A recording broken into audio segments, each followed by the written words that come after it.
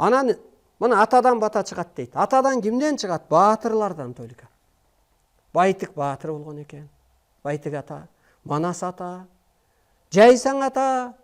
Көрдүңбү? Жерде баатырлар биргесте оңдогондуктан ошолордун жаны асманда орун болуп атат. Баатырлар келгенде биргесте элдин башына кыйын күн келгенде, калыстык болбогондо, урусубу, улутубу кор болгон кезде кайсы улут болсун?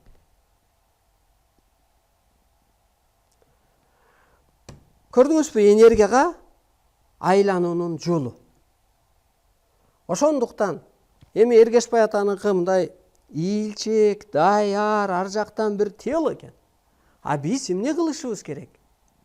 Ошол жан кийиш үчүн, ошо жандын кызматын аткарып калыш үчүн.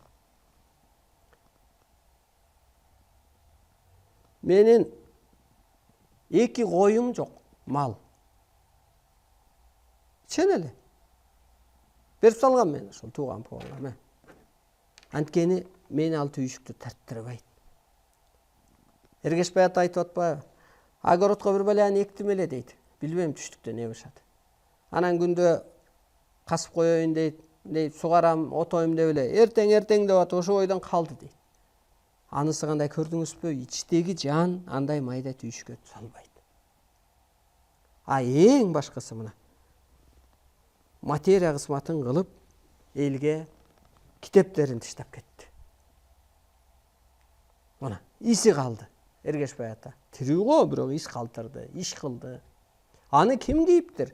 Актанбек деген баатыр болгон деп. Анан бүгүнкү күндүн баатыры мына Эргешбай ата.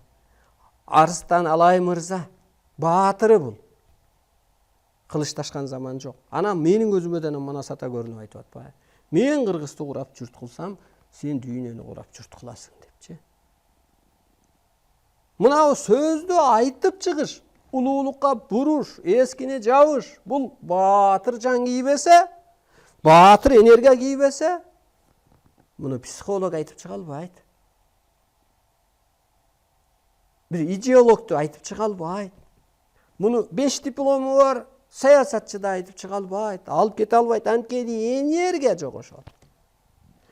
Кел ошо энергияга калыптаныш үчүн эмне кылыш керек экен? Мына ушул жерде маселе калды.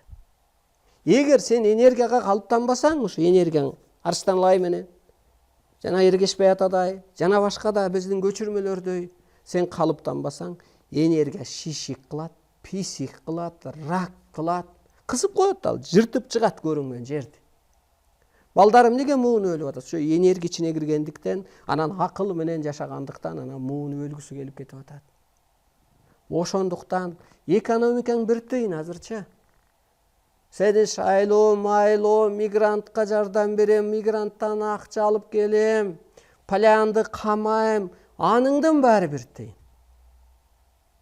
Азыр энергиясын жуурулуштур. Мына аалам күчтөрү Кыргызды кийсин дагы, Кыргыз энергиясы менен дүйнөгө башчы болуп калсын.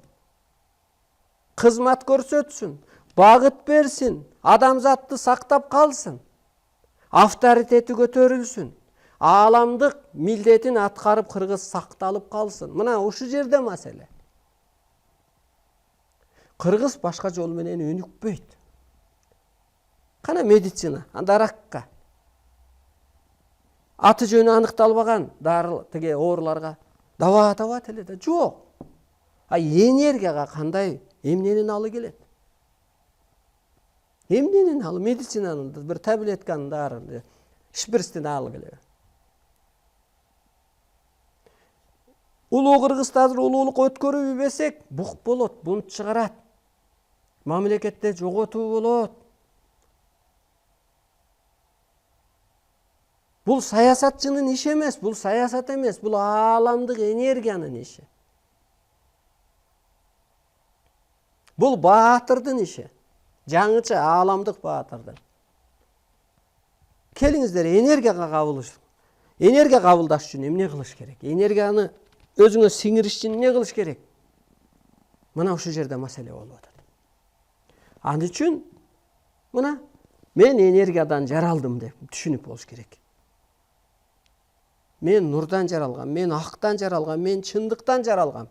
Мына темирден, мына темирдей катуу. Бирдемени сайыпта жесең болот. Мисалга, анысы кандай? Мен теңирден жаралган. Мен теңирдей калысмын. Мен теңирдей тегисмин. Мен теңирдей кечиримдүүмүн. Мен теңирдей энергиям бар. Мен теңирдин жердеги тирүүсүмүн. Мен теңирдей бата берип коем, ошонум орундалат. Мен теңирдин сөзүн жерге айтып атам. Ошон үчүн мен теңирчимин. Мына, теңир деген этапка өтүш керек адам. Ааламдашуу деген ошол. Мына, теңир этапты өзүңө калыптандыр. Ошону аткар, ошондой энергия күчкө ээсиң, жаз. Мына, куткар, ыйманды сен бер. Сыпатты сен бер. Анан ошондо кутулуп кетет адам. Өлүм жоюлат. Өлүм, кадимки эле өлүм. А өлүм неден жаралган? Майда түшүнүктөн, кысылуудан, убарадан. Башка эмнеден?